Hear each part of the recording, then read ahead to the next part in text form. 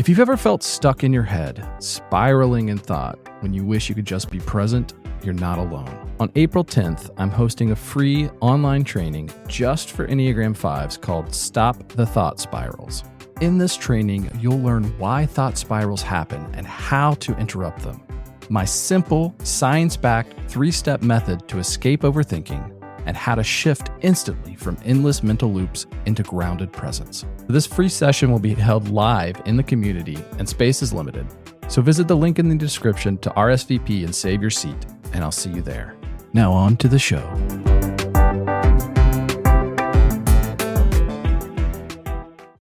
So Cody. Yes? Why are you friends with me?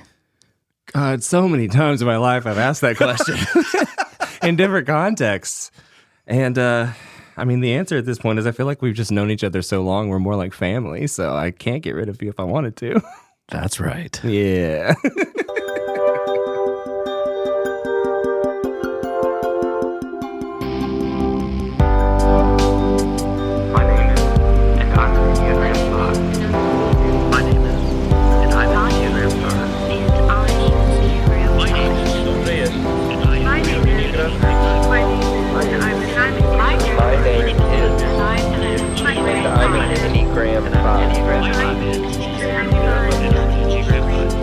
I'm an Enneagram 5.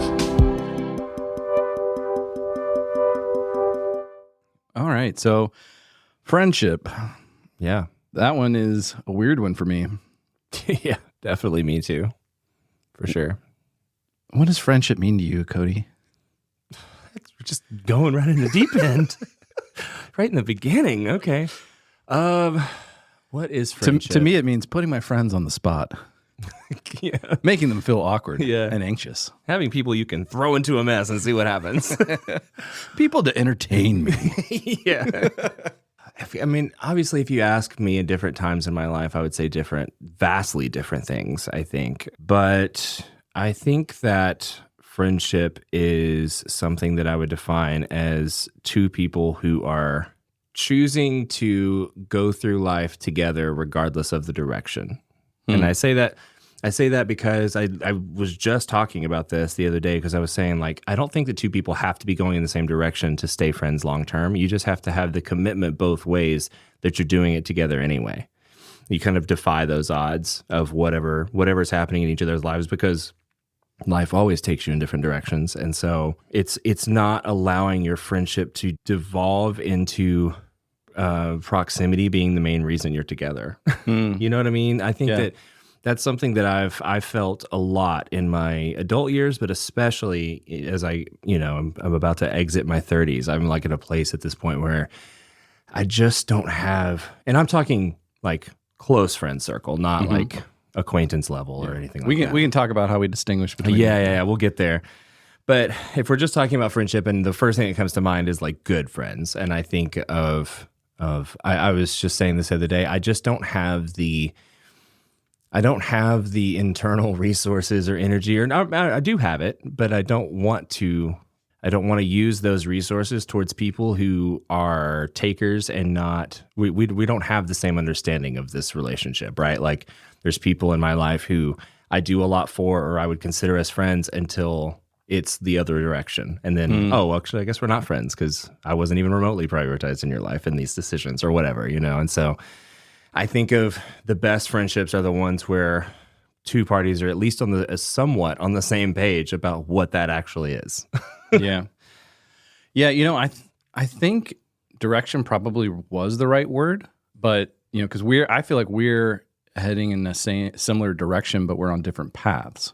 Okay. And sometimes those paths cross and sometimes they don't. Sure. Yeah. But for me, it's hard for me, especially in this phase of my life, it's hard for me to be friends with someone who just stays the same, doesn't grow at all. Right. Because that's my trajectory. And so I think for us, like we're each kind of growing in our own ways, and we grow together, we grow apart a little bit, we push each other, but we're both like growing up towards the sun, right?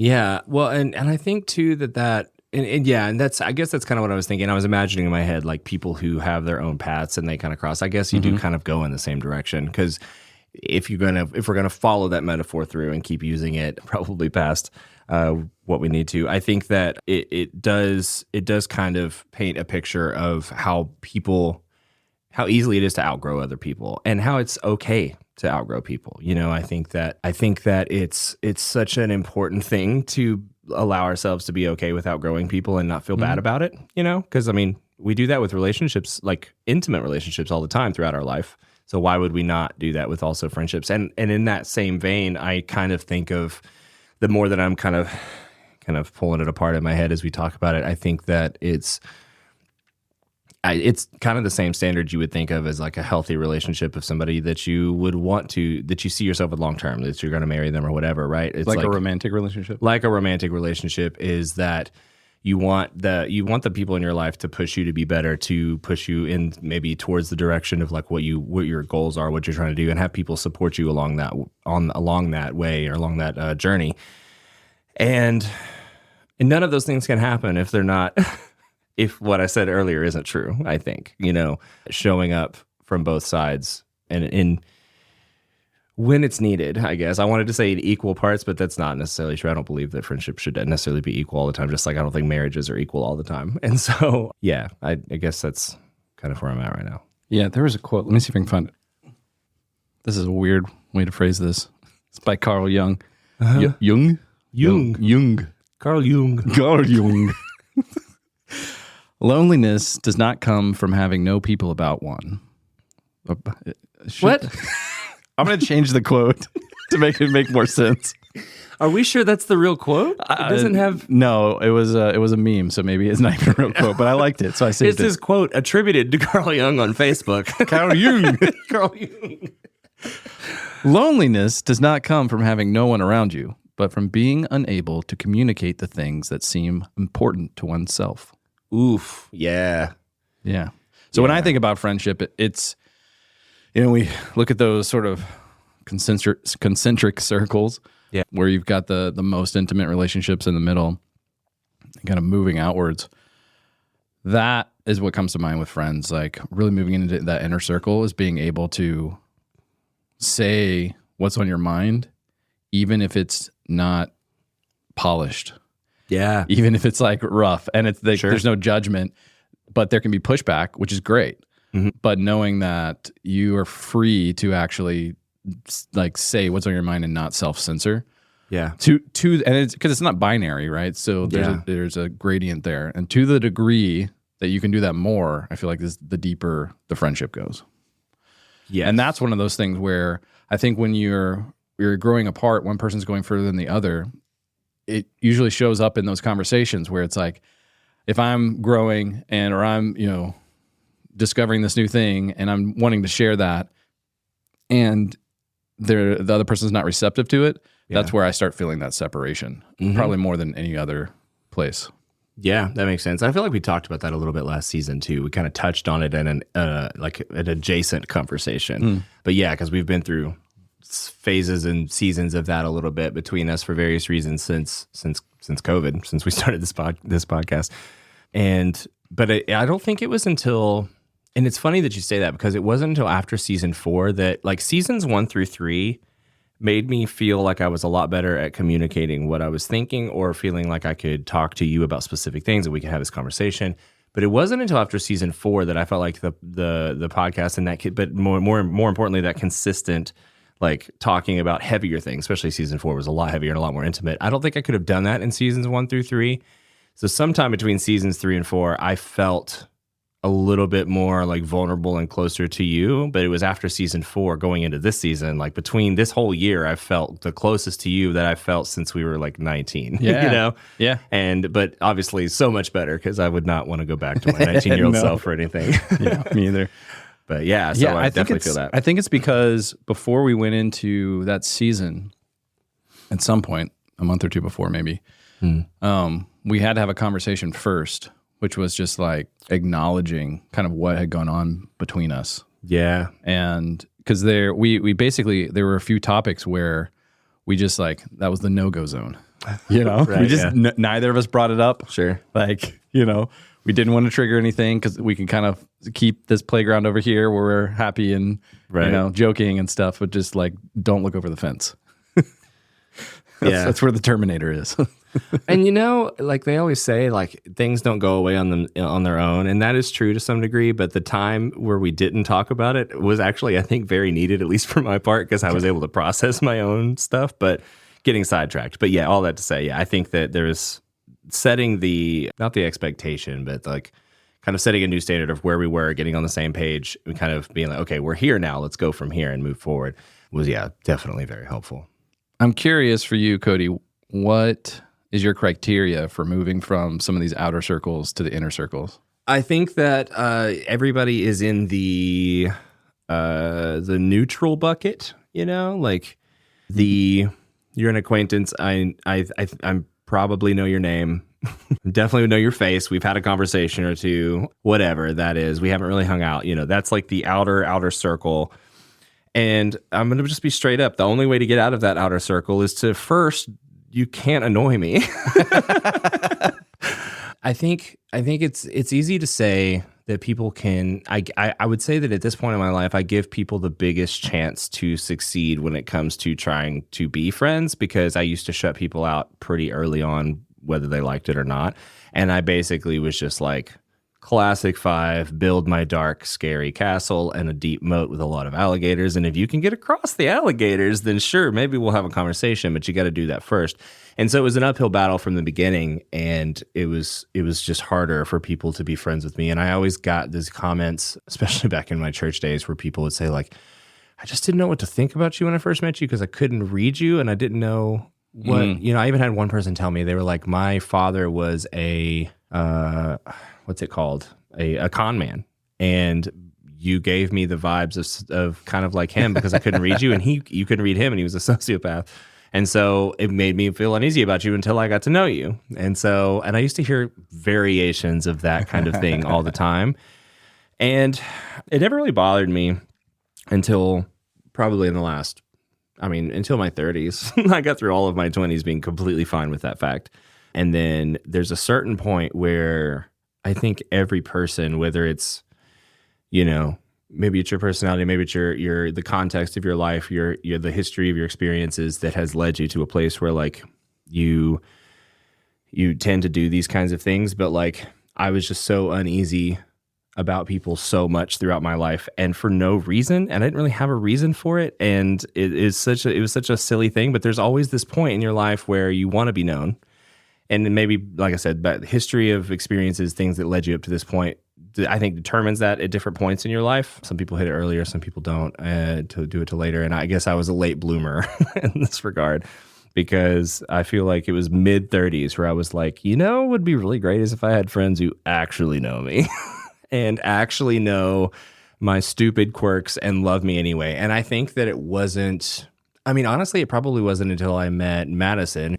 Being loved in a way that helps me understand that my dumbest self, my silliest self, my most ridiculous version of me is still not only something worth people knowing, but honestly, probably is the most endearing fact, you know, parts of me that I never let anybody see until later on in my life. You know, the thing I was always afraid of saying the goofy, dumb stuff, or like the way that people would view me. And it helped getting to a place where I stopped caring so much about what I thought of myself, or what other people thought of me, and just worrying about how I felt about myself helped me to be in a place where I could maybe pursue actual friendship with people.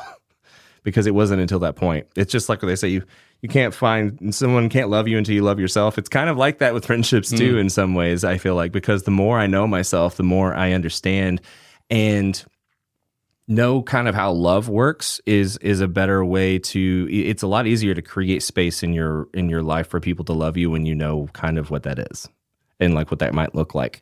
And I didn't know that before. So I didn't really know what friendship was probably until like the last 5 years. I think it's like, that's been the biggest like jump in my life it was in my 30s, is like, people always say so many things change, and they do. But like the biggest thing is like, it's a whole lot easier to see who your friends are. Like, it's just so much easier. And the way that I would define that is kind of like what I was talking about earlier, but also like if something really bad or really good happened, who am I calling? Like, who am I going to tell about it? Because that's if they're there in the best and the worst times, then they're there in the in between times too. They're kind of that's the person you can depend on, and dependability is pretty big for me, especially loyalty. That six wing kind of kicks in there, and so Yeah, I think I'm still trying to figure out what friendship means. Aren't we all always though? Like probably. I mean, I didn't mean it in some sort of meta way. I meant it like a very specific way. I know, but the friend inside of you was the one that you were looking for all along. No, so we've talked about before on the show, I think it was the isolation episode, just how I was like really lonely as a kid growing up. Yeah. I didn't have a lot of friends, and it took me a while to just not be super socially awkward, like a long, long time. Yeah. And so, I think I developed some survival mechanisms in that I'm still discovering and unpacking and trying to figure out how to flip that and integrate it back into my system. I realized recently, I've been working with a professional development coach since the beginning of the summer, and which I'm really grateful for, especially with all the stuff I've been going through this summer with my job and other things. I realized that when I hit these periods in my life where it's super stressful, a lot of anxiety, just a lack of energy from all of that, the two things that I deprioritize are my relationships and then my health. And the health is at the bottom of the list. Relationships is just barely above that. Mm-hmm. And I have done a lot of work to prioritize the most intimate relationships. But friendships have never really made the list. And I was realizing that this summer. And I was trying to unpack that about why I still have that as a habit. Sure. And I was just thinking back to those years in like middle school, especially, where I went from being homeschooled to going to public school, and I moved a lot too. So I was always, just when I thought that I was going to kind of integrate into this group of people, I would have to start all over again. Yeah. And so I developed this kind of ability to observe and read the room and like follow all of the mannerisms and all of the things that they're saying and try to essentially play human. And like analytically, I look at that, I can intellectualize that and understand, why I did it and what the advantages and disadvantages are to that. And I kind of done a lot of that work thinking through it, but then I found myself still doing that.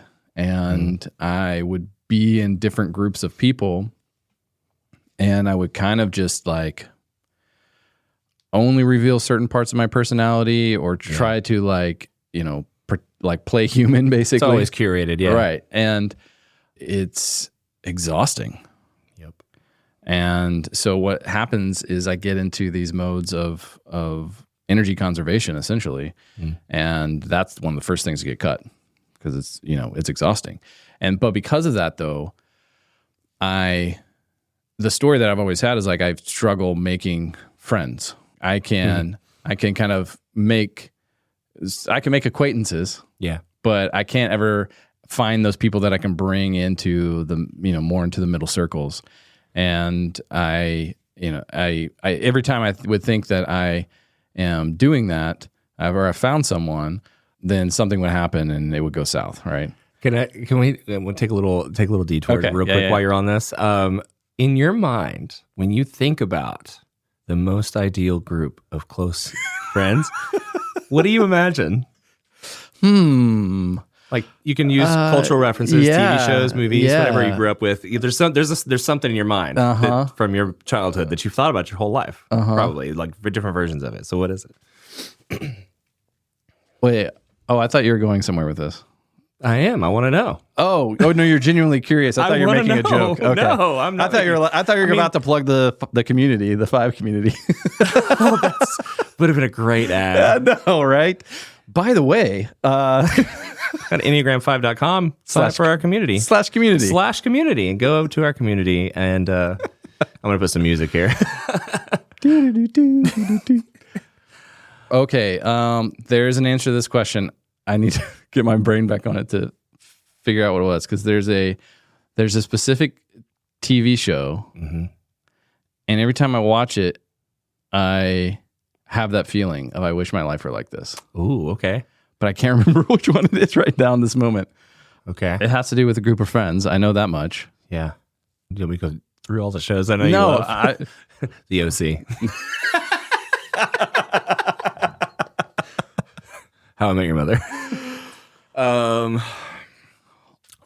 while you're thinking about it, go ahead. I don't have a specific. Mine is less about a specific scene or like a movie or a TV show, and more about a very specific feeling that different scenes give me that are all consistently the same, which is any type of movie. A lot of times there's like action movies or TV shows where they do have a big group of people, but it's like that level where they're so familiar with each other that they can say whatever, do whatever, and have this like camaraderie and back and forth, like witty banter thing, and like nobody's feelings ever get hurt, and like, you know what I mean? Like an Aaron Sorkin show pretty much anytime. But having that kind of like relationship, it's like, oh, you could have a working relationship or a personal relationship. It doesn't really matter. Everybody just gets together. You know, it's like, I mean, it's almost like, kind of I've never watched the show, but I've seen pieces of it in close proximity, but a little like Sex and the City vibes. Because like they like just groups of people that go through so much. Is there a Sabrina? I think so. I don't know. It's like Samantha, I think. Oh, Samantha. There we go. I was thinking, I don't want to be Samantha. Teenage Witch. Oh, yes. Yeah, and if we go back to all the way, shows like The Wonder Years, Boy Meets World, shows like that definitely like help to define, I think, of like, you remember the show Salute Your Shorts? Yes. Like shows like that where they always had like that like fun, energetic, but then you get older and you see similar versions of that being written into stories, and what it actually ends up being is people who like think of each other as family almost. It's like that's such a familiar level that like, yeah, nothing you're going to do or say is actually going to surprise me. And that was always something that I romanticized in my brain because I've never seen it in my life. Yeah. But now that I'm older, I've seen it in other people's lives a lot, just never with me. And so I started seeing maybe I'm the problem. But anyway, that's kind of where I'm at with it, is like there's always those scenes of like, I wish I could remember a specific one, because there's always ones that when I see them, I'm like, oh yeah, that's the friendship that I want. But I imagine that is like my entire inner circle of like this group of people that like just get along and do all the same things, or like maybe bandmates that get to hang out and do stuff all the time. But I never accomplished it. Like it's never happened. So it's kind of a funny lie I've told myself my entire life. Yeah, I don't think this was the show that I was specifically thinking of, but one that came to mind that is illustrative of it is Parks and Rec. And especially towards the end of the show where like they've been through so much and they kind of go like drift apart and then come back together.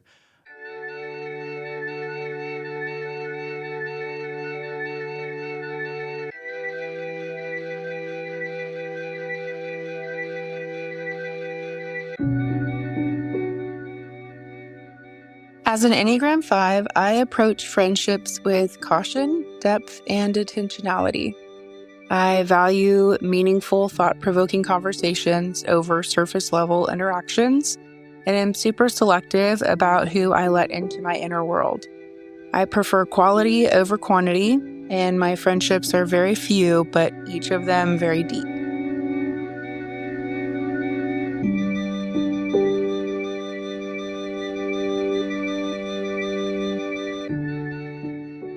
Friendships. I'm struggling with friendships, and there is some conflict about it in me. On one hand, I feel the need for a more intense and deeper connection. That could be my sexual subtype. And on the other hand, I do value my privacy and independence, but I also carry that irrational feeling of not wanting to be a burden. I also lack the skills for looking after the connection, like normal people do, checking in every second day on a friend, cultivating the friendship. My pauses are much longer. They may take days or weeks. But for me, once the connection has been established, it's there for a long time, regardless of the frequency of contact. And, not surprisingly, that kind of friendship isn't for everyone. It's also difficult for me to form new friendships now in my 40s, especially with other men for some reason. And living in a different country doesn't help either. So most of those few friends I have are back from the uni times.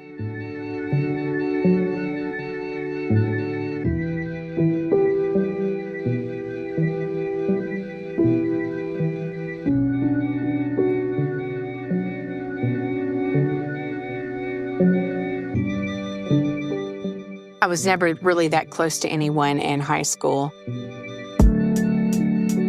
And it wasn't until college that I found a core group of friends over a niche interest, which was our major. And typically the friends that I have are going to be mostly nines and people that really understand the radio silence, because that can, be on both sides. And what I will say is I've learned to be a better friend from the ones that are social dominants. And I now know that they're social dominant, and I'm social repressed. And the reason I say that is because the ones that are social dominant have reached out at times to me, like right after my miscarriage when I sort of pushed everyone away. That friend kept reaching out to me, and then she finally told me, she was like, "I'll never give up on you." And I was like, it's a weird thing to say. Wonder what she means by that. And then I realized that I was pushing everyone away. And that same friend later on, whenever I had my third child, I was going through postpartum depression, and I didn't really even realize it until she brought that up. And she's just been really loving and caring for me. They all do, but I think the social dominants really show the bonding and the connection and just nurturing of that relationship. And from that, hopefully I've been able to be the same thing to her. There's definitely still radio silence on both sides at times, but I've learned to actively reach out and do things for people.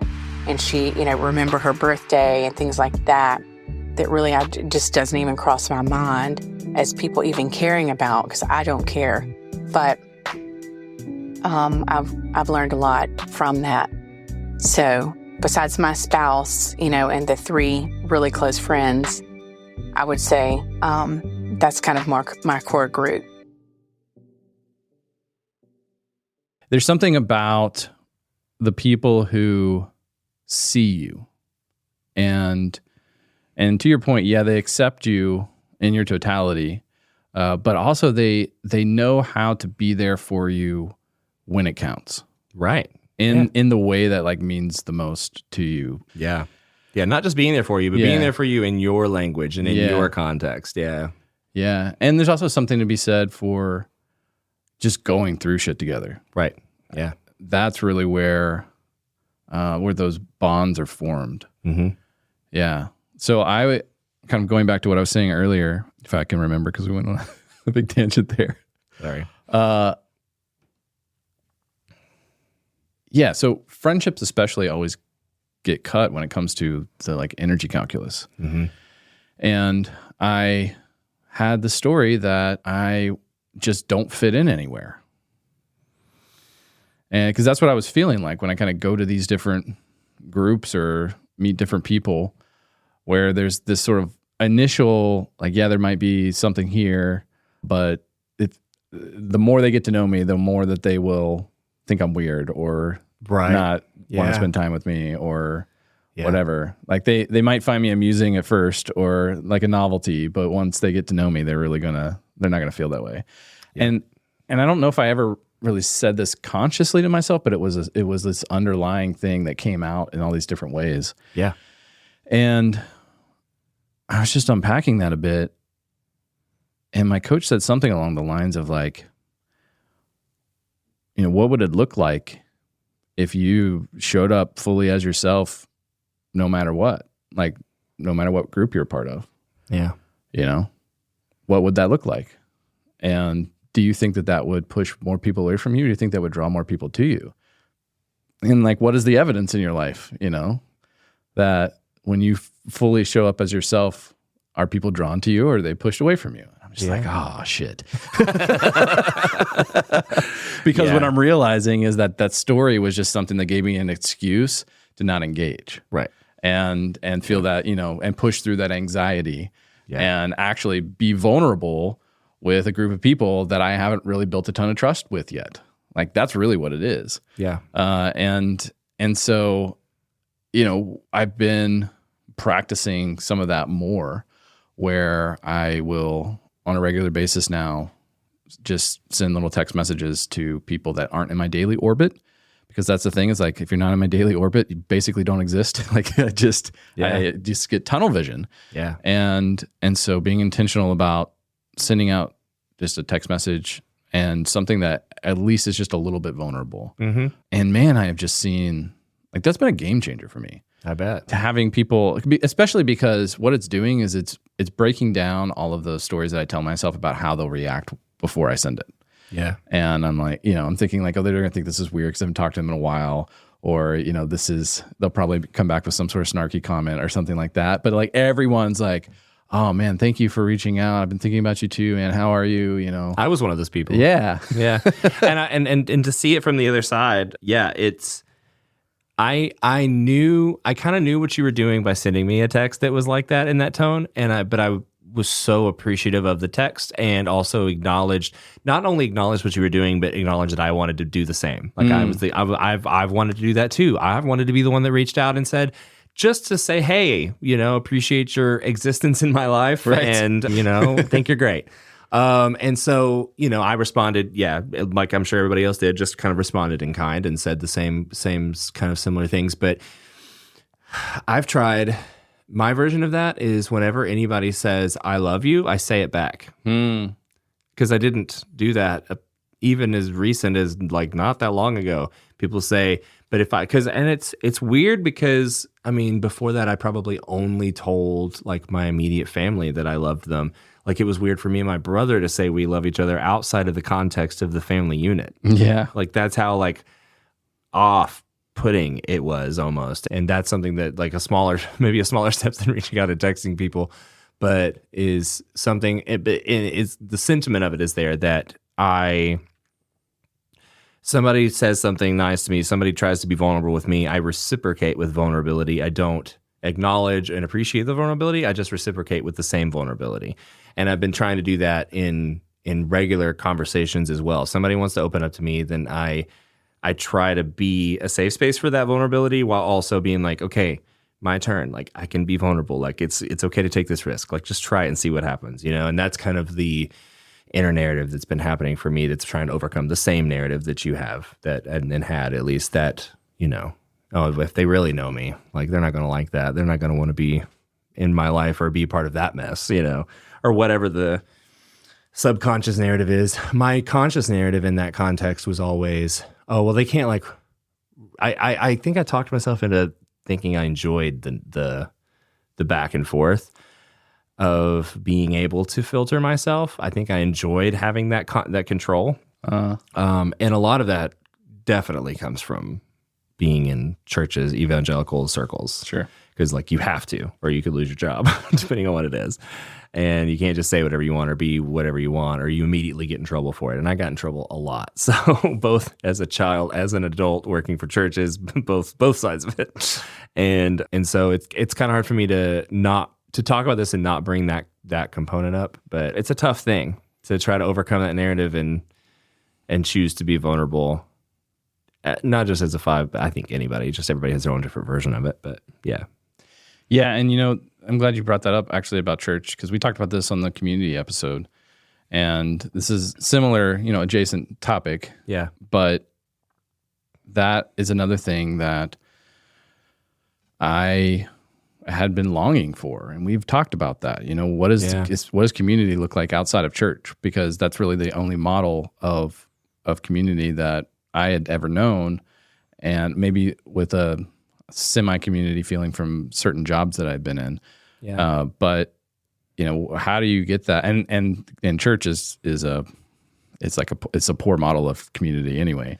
But at least it's some model, sure. Right? And how do you do that without church? How do you do that without that excuse to get together?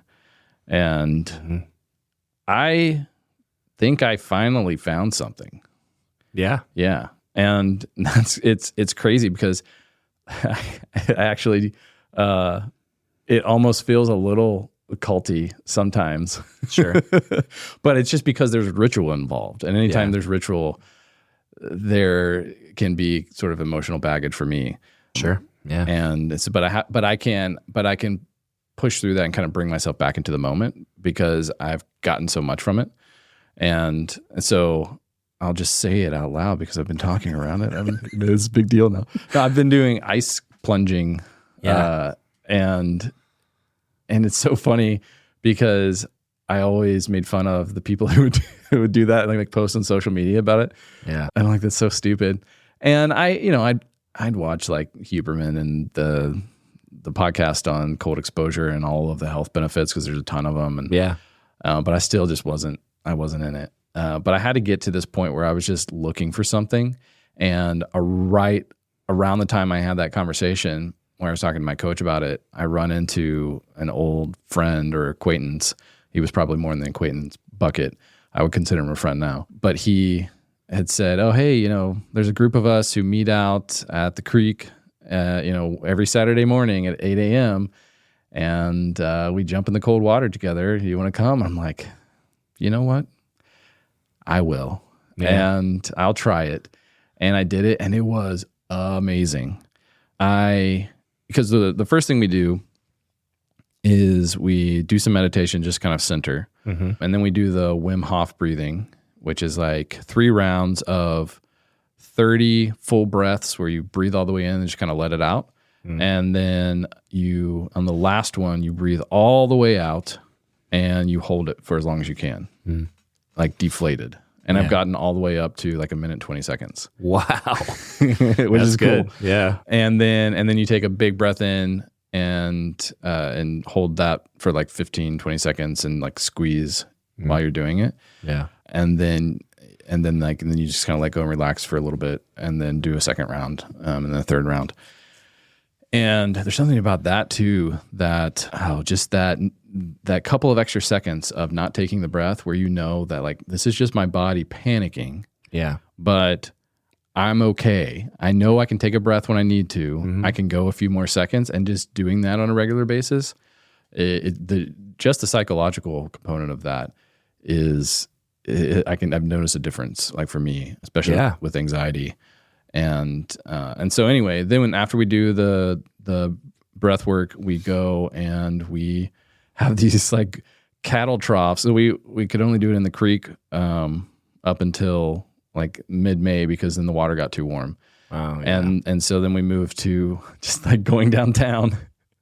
A guy in the group has a local business, and he just like opens up the garage door, and we have like 3 or 4 cattle troughs that we have stored in there, and we just fill them up with water. And then someone, while we're doing that, has gone and got a shit ton of ice. Yeah. Like filling up the back of their car with ice, and then we just dump it in. And wow, there's anywhere from like 5 of us to 20 of us, depending on the day. Wow. And so it's crazy. And this is how many times? Every Saturday. Every Saturday at 8 a.m. Yeah. Wow. Okay. Yeah. And so then you get in the ice with a buddy, and then in each cattle trough, and so they're usually like, depending on like whether they do 6 or we'll do 8. And while you're in the ice, like 2 people in one cattle trough? Or? Yeah. Okay. I was like, were they side by side? I was trying to imagine it in my head. Okay. So it's called Ice Buddies. Shout out to James at Ice Buddies. .com. Yeah. Amy was like, when she first heard about it and heard the name, she's like, it was a real missed opportunity to not call it Ice Buddies. Yeah, it's true. So anyway, while you're in the ice, you say something you want to let go of, and then you say something that you want to hold on to, something you're grateful for.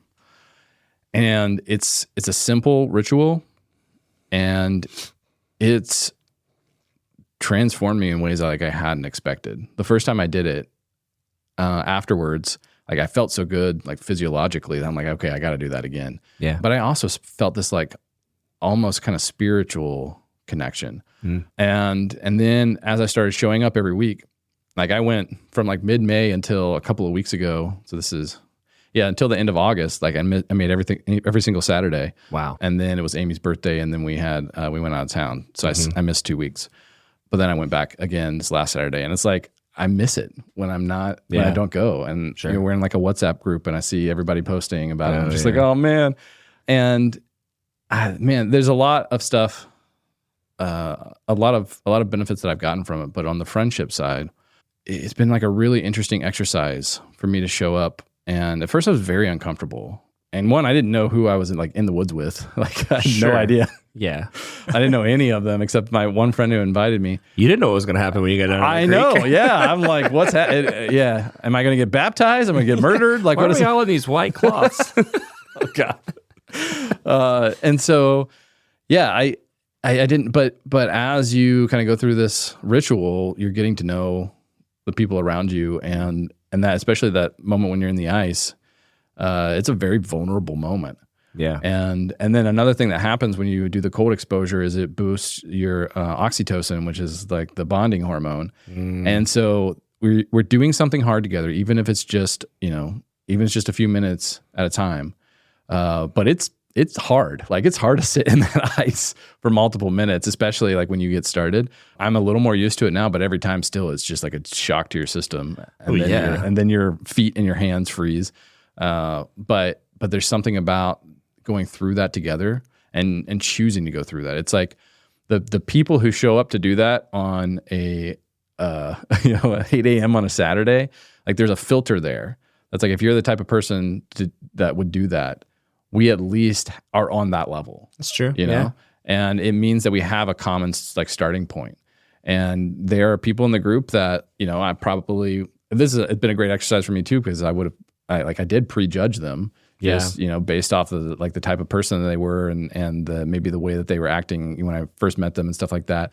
But every person that I've and that was just in the beginning, because I kept getting to know people, and I'm like, man, I just want to hang out with you more. And it's just because it's a filter for people who are willing to show up and do the hard thing, which means that they have a growth mindset, which is kind of what I was getting at before. It's we're all trying to work on ourselves. Right. And so I've felt I've bonded with people in a way I haven't in a really long time, maybe ever. Yeah. And at least in that sort of accelerated timeline of people that I went from not knowing at all to feeling what, I could call anyone of 5 or 6 people in this group up, and they would, if they could, drop what they're doing, and if I needed them, they would come help me.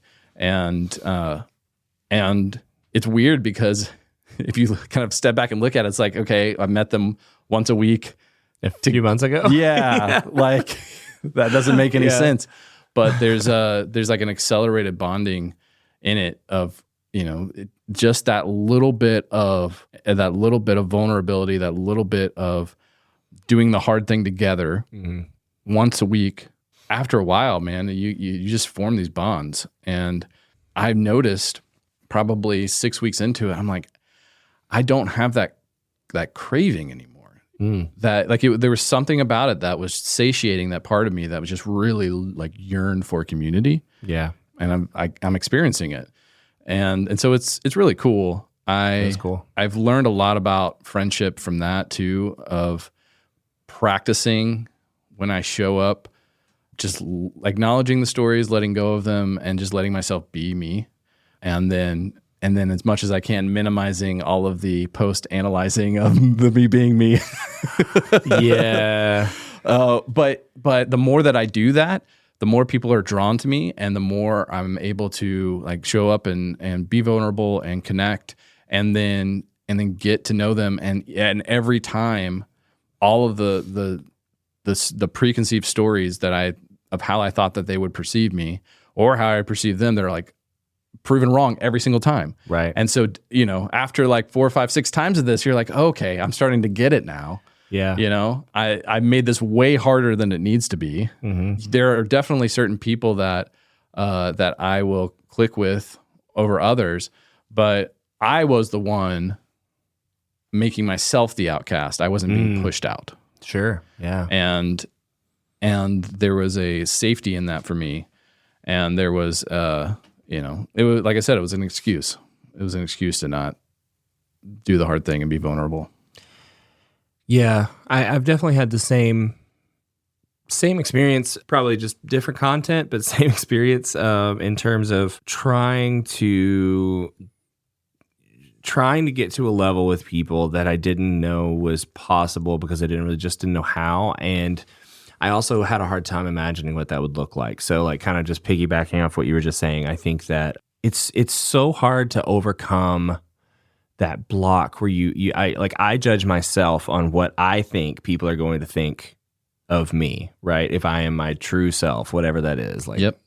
But I've started trying to think about it in terms of like, how do I react to other people being themselves? Yeah. Like when somebody is truly themselves with me and I can feel that, I feel that authenticity coming from them, I only love it and them more usually, right? And I trust them exponentially more. Like it's just like it's not even a comparable thing. And so like it's like suddenly you've reached a new place when you feel that not only are they being themselves, but they're also like being honest. They're maybe talking about deeper topics when they're ready to, but you don't even have to get into deep conversation to be yourself with people and that be the first impression. Like my goal in my life now is to learn how to be a vulnerable, authentic person when I meet somebody, like regardless of what they think about me and regardless if I want to be friends with them. Like that's the ideal for me is like, I want to be myself always. Right. Yep. But right now I'll settle for being myself with the people I care about. And I'm still working, towards that, I think. And a lot of things have helped, getting to know myself, getting to know that I, am on the spectrum a little bit, that I have Asperger's, that I better understand maybe the things that I was most afraid of and the most insecure about. Are always the things that I thought, oh, no one else is going to want this because I'm embarrassed of it. So, I'm projecting my own feelings towards self onto other people. Yeah. And not wanting to be that way. And there's like different versions of quote unquote being myself around other people, because I think that the version that appeals to us the most is like the Sherlock version, right? Where it's like, I'm so good at whatever it is that I am, I can be a complete asshole and nobody can say anything about it. And so I get to be myself. The dream. And the funny thing about that is because you and I both, sort of romanticize that, that concept. And in reality, he's not being himself. No, he's not. Like he's using that as a deflection, because then you see like his relationship with Watson and how he needs Watson so much, but he won't ever admit it. Like act like he needs him. Like he can't let himself be vulnerable. Right. And he's also a drug addict. Like there's a lot of things, exactly. There's a lot of things. And that goes to a more current version of Sherlock that I recently watched with Madison because she'd never seen it. It was House. And it's funny, I think we've talked about House before in earlier seasons, and I probably have a different opinion now than I did even then. I can't watch it now. Yeah. I watched it all the way through and we finished it, and this was the least I liked the show ever. Because the things that I used to idolize about him, I now hated and felt myself longing for him to just be like fucking honest with somebody about something. You know what I mean? I got so aggravated at him, and I'm like, stop being a child. Like, what are you doing? Oh, and man. Isn't that, but man, this is so amazing. Like, if you think about how far we've grown. What a mile marker of growth, you know? That's how we measure our growth, is like watching a TV show again 10 years later and how we respond to it. Sure. Yeah. And like, and the things that really get to me, like you were talking about, like, what better group of people in a show know each other more than in The Good Place? Because they're all dead. Yep. So they have nothing to lose. And that show, it's that show. Of course, Parks and Rec. There's certain aspects of The Office. There are shows that will always make me cry. Like now, things that never used to make me cry, right? Like they always make me cry. And so it's like the scene in The Office that is an actual authentic scene between John Krasinski and Steve Carell when it was Steve Carell's last episode and they're in the office and he says, I'll see you tomorrow. We'll have lunch tomorrow. And then they both start crying in that scene. That's a real scene. That's real emotions, real tears. And that's why it hits so hard because it's authentic. It's real. Because they said they did like 20 takes of that because they couldn't keep it together. They just kept crying. And so that makes me respect that episode so much more in that scene and them being able to keep it and so many things about those shows. But it's always the authenticity between usually two different people. And it's the things that, you know, my brain used to idolize certain things. Now it looks to what ideals, you know, it wants to go towards now. And I find that one, what I look for in friendships is very different, as you were kind of saying, right? You want that like, you want that equalizer. For you with the cold plunge, you had the equalizer of the type of person who's going to wake up at 8 a.m. on a Saturday, not me. And although the more you talk about it, the more I want to do it, right? And also, we could talk about this more later, but on a personal note, the fact that it does mean so much to you and you've asked me to do it makes me now want to do it more, if that makes sense. You know what I mean? Because like, again, like I was saying earlier, like, I want to say yes to the opportunities to be vulnerable with somebody more. And so if that's something that's really important to you, you should have framed it that way. This thing that's really important for me and has changed my life and experience, I want you to also experience with me. I would have been like, okay. I'll send that to you in a text tomorrow. Now you know. Now you know how to do it. But yeah, I just think that the way that I look at friendships or relationships in my life is so much different even than it was a year ago or 2 years ago. Like there's been this kind of rapid growth for me on an emotional level, I think, in the last year or so that I've never experienced before. And it's only because I gave myself permission to do it. I was able to finally start dealing with a lot of the emotional baggage that I've been carrying on, you know, just for so long. And I think that it was a much needed moment in my life for a long time, and it should have happened much earlier, but it happens when it happens. And I think that's definitely changed the way that I see shows, I see things. Like there's an episode of another show, Welcome to Wrexham, if anybody's ever seen it, amazing show about soccer. But there is an episode in the first season, and it's the second to last episode in the season, and they talk about the friendship between the two main characters in the show. And this is a documentary, so it's real-ish. And Ish, yeah. Real curated shots. But they talk about that and how like bromances happen, and because the whole fact that bromance exists is because two men can't say that they're in a friendship with each other. and just how like it's such an unhealthy place that the term bromance probably came from, you know? And because it's like the woman that's talking about it, she's a psychologist. She's like, yeah, women don't have a word for being friends with each other. We just call each other friends. And I was just like, man, a lot of missed opportunity there in terms of men being able to just kind of own up to what they have. But then it switched to your relationship with your father. And it's all of these kids and their fathers and how they share this love of soccer in this town in Belgium in Wales, and how it's like their entire life is built around this soccer. And like, I share this with my son because my dad shared this with me, and it's such a pure thing to share. And I haven't cried that hard since I saw the end of The Good Place. And it got me so hard. Like there was a long time I couldn't talk about the episode without choking up. Like that's how much it like impacted me. Now, granted, I watched it, you know, it was probably a little bit coming out of COVID. My brother had moved away. My dad was, you know, and my dad also has moved away at this point. And so being away from my brother and my dad also affected that a little bit. But it was just like, you know, I think that was a big moment for me because it was like, I think my brain I allowed myself to think the thought of, you know, like, this is actually what I want in life. Like, I want to know and be known at this level, that it means that much to me, that I would want to share the most important things to me. Like oftentimes in my life, I've not invited people to things that I really cared about because I was afraid that they wouldn't share it the same way I did. And what if it ruins that experience for me, you know? Yeah. And so, but I think that not giving somebody the opportunity to rise to the occasion of being into something as much as you are is robbing them of that chance to be better friends with you also. And so, I've been trying to not do those things.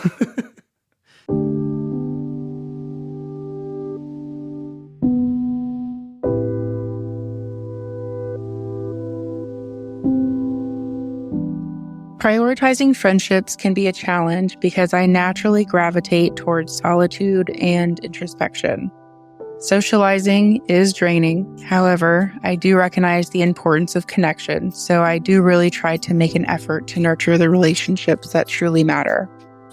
My 3 best girlfriends and I have a monthly girls' night every first Wednesday of the month where we meet at a local brewery or restaurant and catch up on each other's lives. I love that it's a set routine. I love that it keeps our relationships with one another current, and it also pulls me out of goblin mode.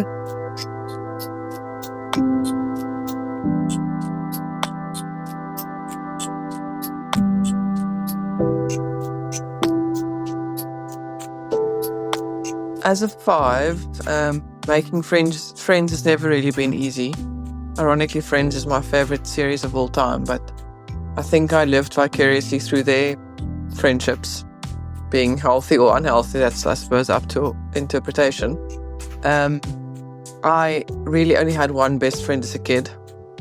Not a lot of depth to the relationship at all. We never really spoke again after leaving school. And even now when we run into each other, it's very, very basic, very casual, very move on with our lives type of thing. What I think I have mastered as I was growing into adulthood and now being a full-blown adult, as much as I don't always like admitting that, I've made a handful of very, very deep friendships. The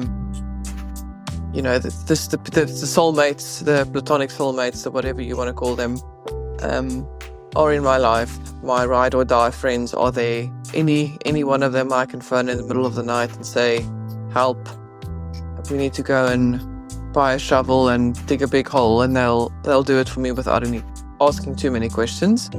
I've also, over time, it took me a very long time to learn to realize that there is a difference between a platonic friendship, someone that you go to school with, someone that you study with, someone that you met through someone else, and then proper friendships. And also navigating the energy that one needs to put into those different types of relationships. Friendships has always been an interesting field, and I think it will forever, for the majority of 5s, be something that we work on, I think, until we die.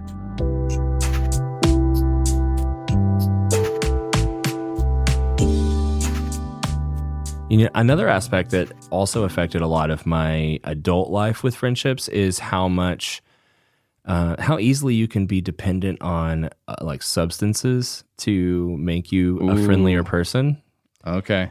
And I think that that's also played a huge part. And I would always be like, and I truly believe alcohol brings out your most true self. A lot of people say, you may not remember it, you may drink too much that you become an asshole, but you know what? I have been terribly blackout drunk in my life, and I was never an asshole. I've never been angry. I'm not aggressive. I'm just not an aggressive and angry person generally. And so I feel like no matter what you put inside my body, I'm just not going to be that person. Some people just have it in them. It is what it is. And that's just a reality, I think. But I think that alcohol just removes the filter of what you're. And so in my case, as a 5, it removes my ability to have control over what comes out of my mouth or how I'm being around somebody. And in my case, it generally meant that I always noticed people laughed a lot more at me when I was saying things. And everybody would always be like, oh, I really like drunk Cody. Like, he's so fun and bubbly and happy and talks a lot. You're goofy, and goofy. But see, you ask Madison, she knows that version of me all the time, regardless of what, and as I'm sure Amy does with you, right? We are goofier and sillier with the people that we know the most and that have seen us in different contexts. And so, and I think that over the last year, I've kind of stopped drinking alcohol. And so my immediate thing, I did it originally just to try the THC products that I sell. And we've listeners have been through that journey with me a little bit in the last season of the show. But he works for a distributor. He doesn't sell them. They're not like Cody's THC, and we're going to start plugging it on the show. Go to CodyJamesHarris.com for... Come get high with Cody. They're not CDs. Yeah, no, I do work for an alcohol distributor, and we sell a pretty crazy amount of THC products these days. And so I chose to do Dry January this past year and I took that opportunity to try all the products that we have so that I could better communicate it to customers. And what I found was it's a pretty good trade-off, honestly. But I find that it doesn't take away necessarily that control of, like, it doesn't. THC doesn't give me the kind of buzz or high that I don't feel like I have control over how I'm being around people, but it does make me completely okay with being authentic. Like I don't, that anxiety that I feel all the time goes away. And it's like that component is removed. So instead of removing the filter, it removes the need for a filter because I don't want to filter it anymore. I don't care. Yeah. So it's almost like induced acceptance. Yes. Yeah. Of self and surroundings. Yeah. And I think that I still do it pretty consistently, not as much as I was drinking alcohol there for a while. And I think that was a big component of why I wanted to, or a big proponent for why I wanted to quit and just try something else. And I just kind of got tired of the way it made me feel. And so what I found is that THC was a much more interesting experiment in that regard, because the fact that it didn't forcibly remove the filter, but made me okay with the filter not being there, has carried over into when I'm not doing THC. Right. And so it's because it's a more sobering experience. It just is. It's just not the same as alcohol. And so alcohol is a far more dangerous substance in terms of self and others. And I think that, not to be on a soapbox or anything, but if you're trying to be... If I just wouldn't, I want to get to a place where I don't have to rely on substances to alter my personality. You know what I mean? Don't do drugs, kids. I'm actually saying you probably should. No, you can't say that. Why not? You can't tell kids to take drugs. Kids shouldn't be listening to this show. It's not rated for them. We say fuck all the time. This is clearly for adults. I am not giving any advice to children at all. Or anyone. Anywhere. That's true. There's no advice here at all. We're talking purely personal experience. Like, are you happy? This is for entertainment purposes only. You need that disclaimer. Was the lawyer bells going off in your head? Oh God, he's recommending drugs to the public. I'm actually saying the opposite. I'm saying that I've been on a journey out of substances and using them to alter not my personality, but alter my behavior. Like rewire your brain, kind of? Yeah. And I mean, and I experienced bits and pieces of this, the literal 2 times ever that I did shrooms back in the first season. It's been years now, but that was the first experience I had with what it felt like to really not care what other people thought. And not even have an inner narrative in my own head. Everything just goes really quiet, and it's so still and so nice and so peaceful. And yeah, it's hard to not want to self-medicate with those kinds of things whenever you're feeling really, really stressed. But whenever that natural come down from all of the stress and anxiety happens, that's when I really want to relax a lot of the time. And that's when I've found myself wanting to use it more than in anxiety-inducing moments. But I think the important part is that I'm trying to get to a place, and I feel that place now, where I don't feel like I need anything else to try to be okay with being myself around other people. And it's honestly been a pretty great experience, similar to what you've had with the text and things like that. People have only commented that they felt like they know me more and that they like it. I haven't had any kind of negative experience from it. And so having that realization that it was more my own projection of my own insecurities and my own fears onto other people was definitely a big step, I feel like, in the right direction, and trying to get to a place where I am actually a good friend. Because if I can't be a good friend, why do I expect other people to be good friends? Yeah, that's a very good point. Yeah. I think about THC, at its best, or just any kind of altered state of consciousness like that, as a teacher. Yeah. That's kind of the intention I go into it with, of okay, what am I going to learn about myself, about my perception of reality, and what's it going to teach me? Sure. And then I try to take those learnings back into my day-to-day of, what does it actually feel like to be that silly? What does it actually feel like to just get up and dance? And there's all of a sudden there's this rhythm even when there's no music, there's like this rhythm that I feel that I'm not moving my body. I'm letting my body move to that, you know, and just things like that where I'm leaning into trying to have other sensory experiences as well. I think that's part of the ice too. It's like this whole different sensory experience, and it shocks you out of your current, rut and makes you hyper aware of the present moment. Sure. Yeah. And doing that every week too is helping me just I'm going to honestly be a better friend to myself. Like the friend you're looking for was inside you the whole time. Anyway, we'll see you next time. I can't believe I just did that unintentionally. God, you just got there on your own. I guess there's some truth. There's a nugget of truth in that sentence, isn't there? We can't help but get there if we're looking for the truth. Oh, man. All right. Well, on that note, though, I will say I think that is why I think that's the main difference between alcohol and THC in that way. Is that I love where this conversation has gone, by the way. I talk about it all day, every day for work. That's so true. it's applicable. But one of them, THC, does put you in your body. Like your body feels heavy, and you can feel like the weight and gravity of your being in that space. And I feel so much more of everything when I'm in that state. Yeah. And depending on what you've taken, it can be a paranoid experience. Yeah. It can be had many of those. Yeah, and so have I. And honestly, I've taken it a lot in different contexts of just being able to, like, because of the way my brain works, and especially maybe I don't know if it's being on the spectrum, I don't know if it's also that I have ADHD and maybe that just I'm not medicated for that, but my brain is going so fast all the time. And yes, I know this is like a little bit of we're doing like a side quest conversation right now, but Tangent. Going on a tangent. Thank you.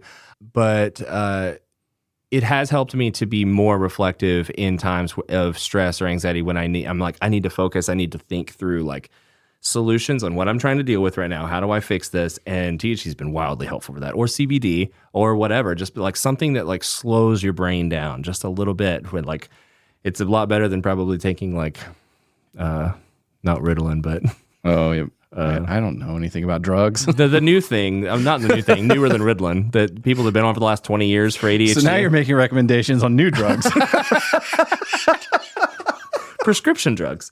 No, actually, I'm not. I'm saying I think it's better than whatever that is that people get on for focusing. What is it called? For ADHD? Adderall. Thank you.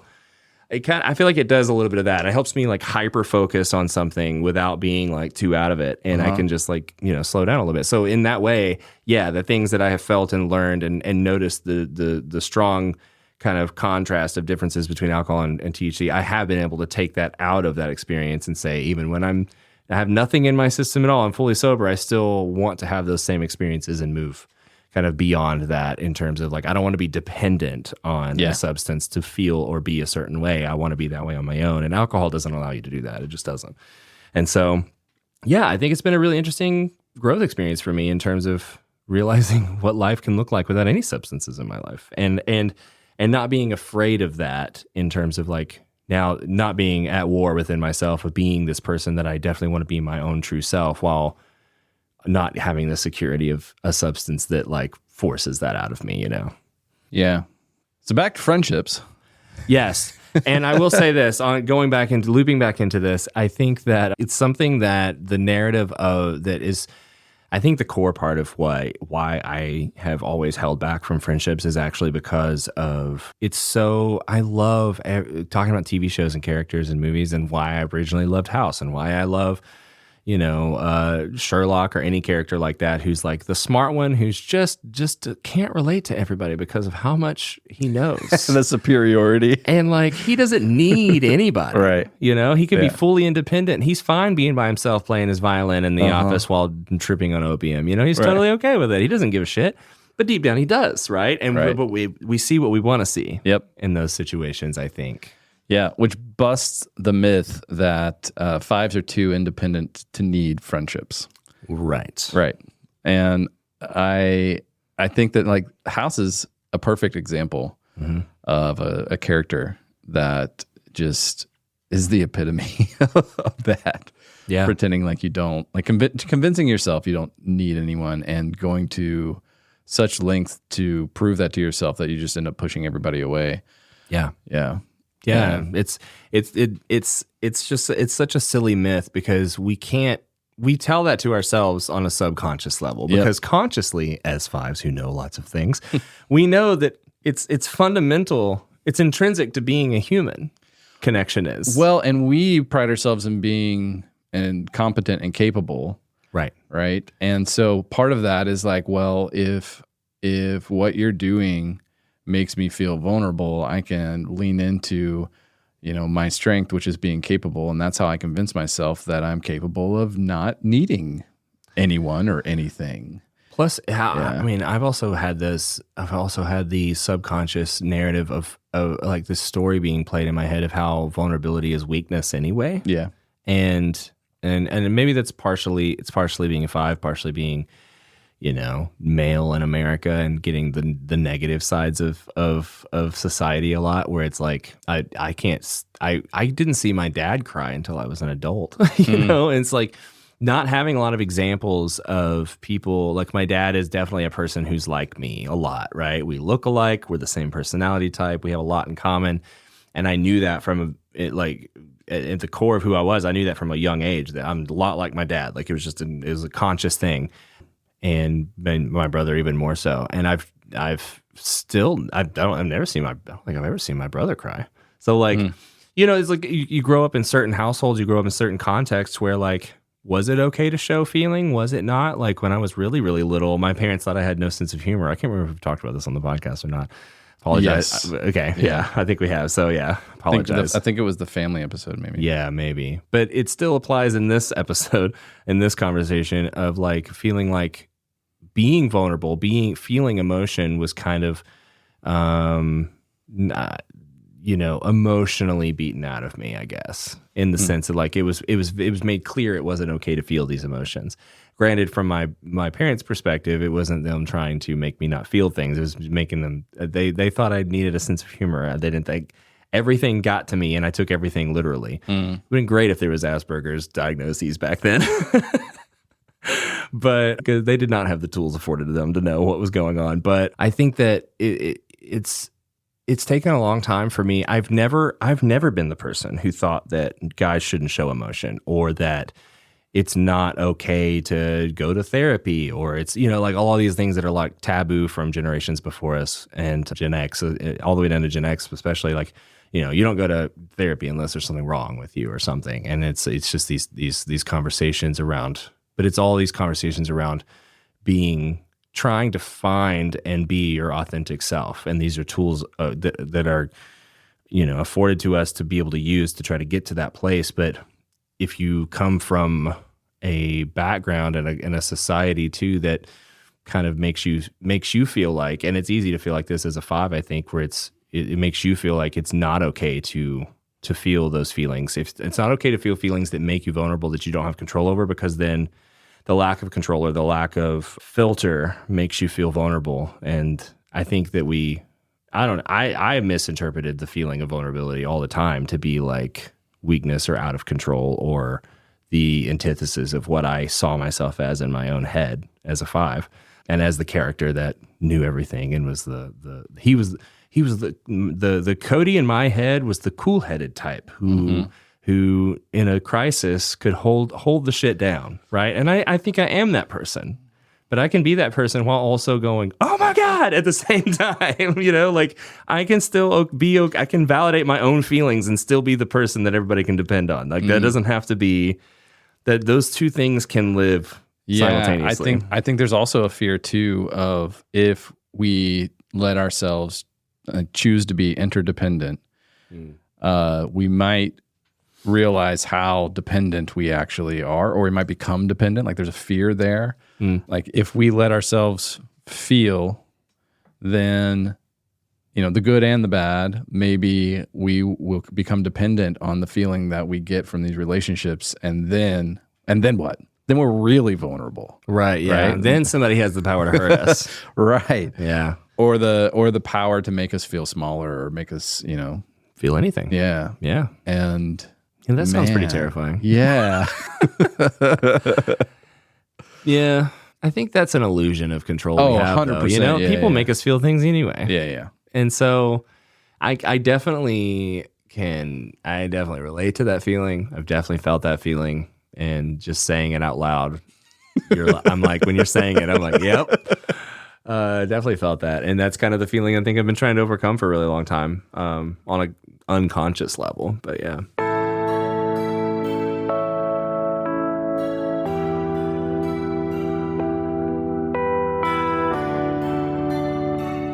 As a sexual 5 dominant, I actually really value and prioritize deep and meaningful connections.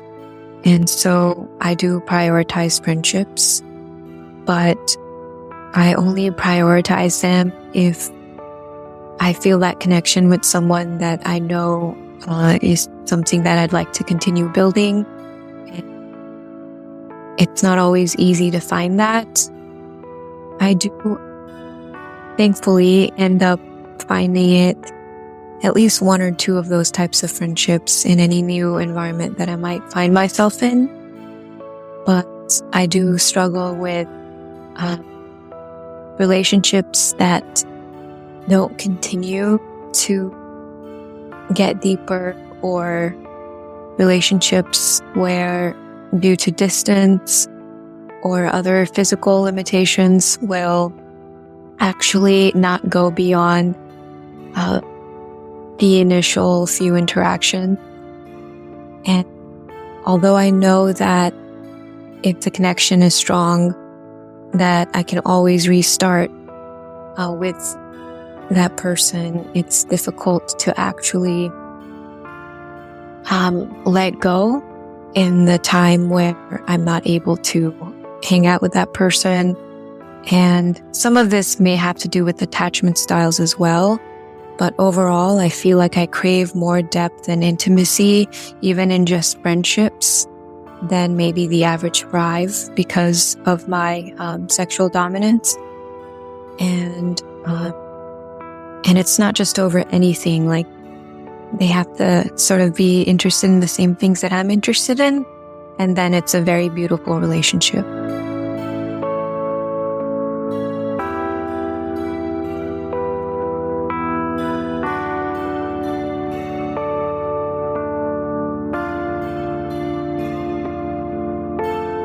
I always wondered if there was something wrong with me, that I wasn't able to form the same type of friendships that the other girls were able to. I was pretty good one-on-one, but I really didn't do the whole girl group thing, and girls tend to run in packs. So I knew from an early age that I was a little bit different. As I've aged, I've really learned to value the people that I consider friends. We have a mutual understanding of what it is that we need out of that friendship. And they understand that sometimes I just need to not get together. And I understand that sometimes they need me to just meet them where they're at. And so essentially, I feel like I can form decent friendships as long as there's the mutual understanding and respect involved, that we both have to understand what each other needs and be willing to give it to each other.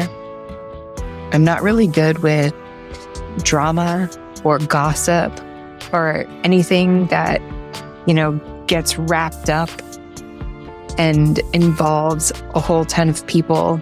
I really don't care about the tea. And those friends of mine that I have now as an adult really understand that we're just here to support each other and have some good times and relieve the drama at home. So I'm not the friendliest of people. It takes a bit for me to open up and allow others to get to know me. But ultimately, I think I'm a pretty decent friend.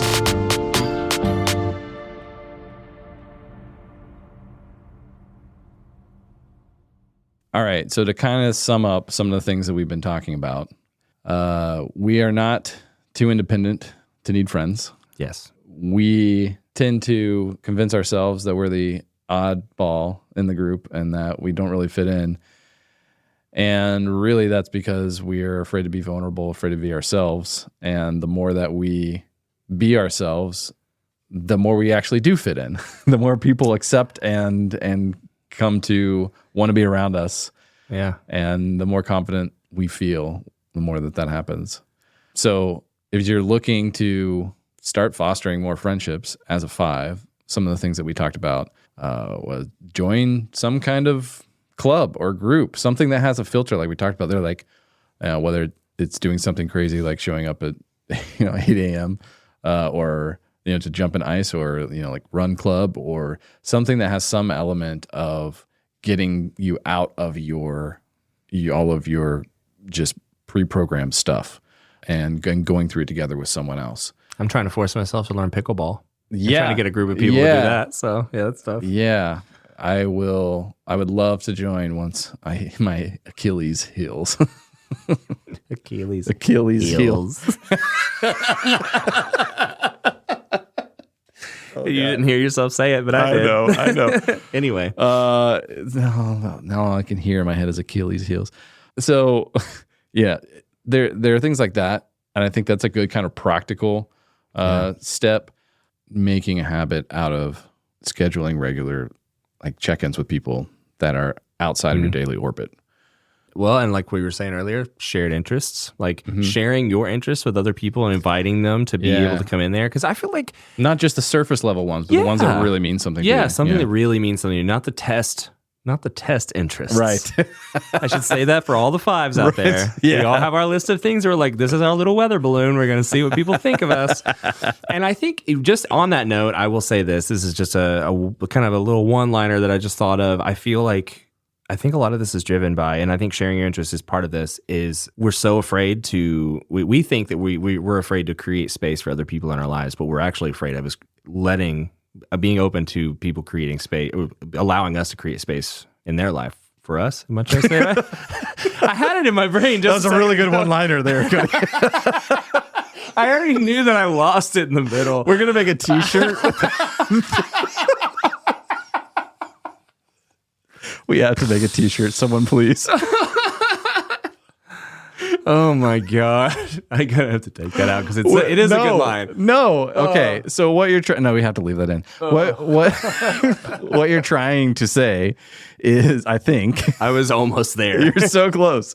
Is that we think that we're afraid of making space for other people, but really we're afraid of other people making space for us. Is that what you're saying? Yes. I was saying it like, yeah. So I think we're afraid of making space for our true selves in our own lives. And if we can't even do that, then we can't even allow other people to make space for us in their lives either. Okay. So I think that a lot of it is we project on others thinking, oh, well, I don't want to have to make space for them in my life because then what if I need them and blah, blah. But all of that is really just hidden under the guise of I'm too afraid to make space in my own life for myself, for who I really, really am. I'm afraid to even have that as a safe space in my own life. Therefore, nobody else can come into the space because I got to protect this with white knuckled, like at the gates, nobody can get in. So I just feel like finding those tiny ways to invite people into things that you care about. And I mean, how easy is it to go to a sports game if that's what you're into? I know that I'm unique in this, that I'm a 5 that likes sports. A lot of 5s don't, I feel like, because at least 5s that I've met. But whatever your interests are, and I think it's important to share those with the people you care about or want to be friends with. It's an easy way to get there. Yeah, and I think the thing that is sort of underlying all of this is being open to being vulnerable. Yeah, yeah, and in that too, because I think a lot of people say that and also underestimate how difficult it can be to let yourself be vulnerable. Yeah. Especially for certain types like 5s. Right. And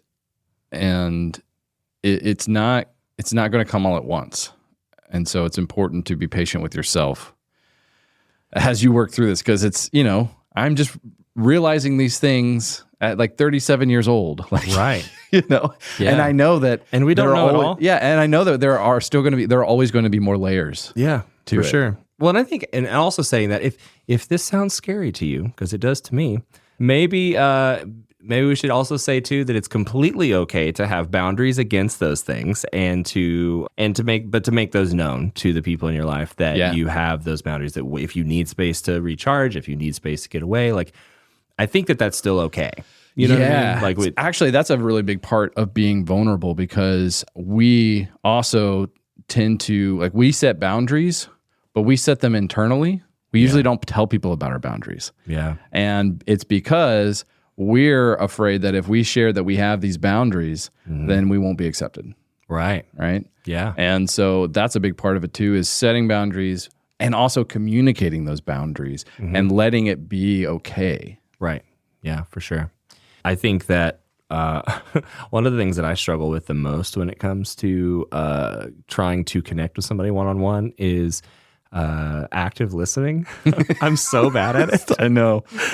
I'm so bad at it because my brain's always going so fast. I can see it in your eyes when you stop. It's really funny. Actually, it probably stopped way before that. I'm actually actively thinking of something else at that point. But yeah, that's one thing I'm working on. I want to be better at it. I want to be able to, because I always think that, like, I think that there's a subconscious thing happening where I'm like, I need to have the good next thing to say, you know? And but if I'm doing that and I'm not listening to what you're saying, then whatever I'm going to say, this has happened multiple times in episodes.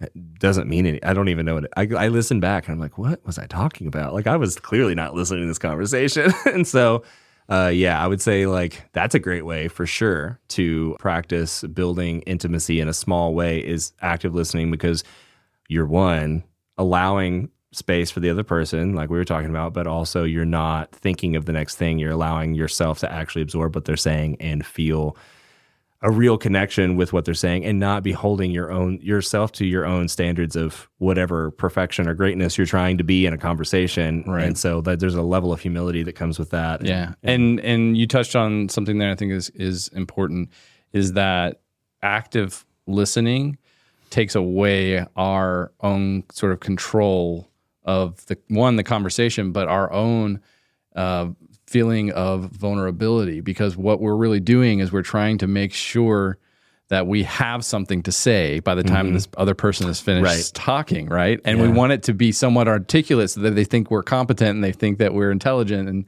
and all of that. And then we've lost the thread. Like, Yeah. And if you ever want to, like, face that fear, start a podcast. Exactly. Because I had to break that rhythm right off the bat. For sure. So I think the last thing that I want to say is, if you can't find a group in person, you can always come join us at the community. Yeah. And I know that sounds like a shameless plug, but I'm really serious about that. What I said earlier about, that filter of, if you're the type of person who shows up, at every Saturday morning at 8 a.m. to jump in some ice, like, we can be friends. If you're the type of person that, like, listens to this podcast, and some people binge listen to the podcast, it just blows my mind. Yeah. But if you're the type of person who's listening to this and have made it this far in this episode, especially, like, we can be friends. We probably can. We can be friends. So come hang out in the community. Love to get to know you all better. Yeah, for sure. That's a good way to end it right there. There we go. We're friends. We're friends. Congrats, everybody. Woohoo. Goodbye.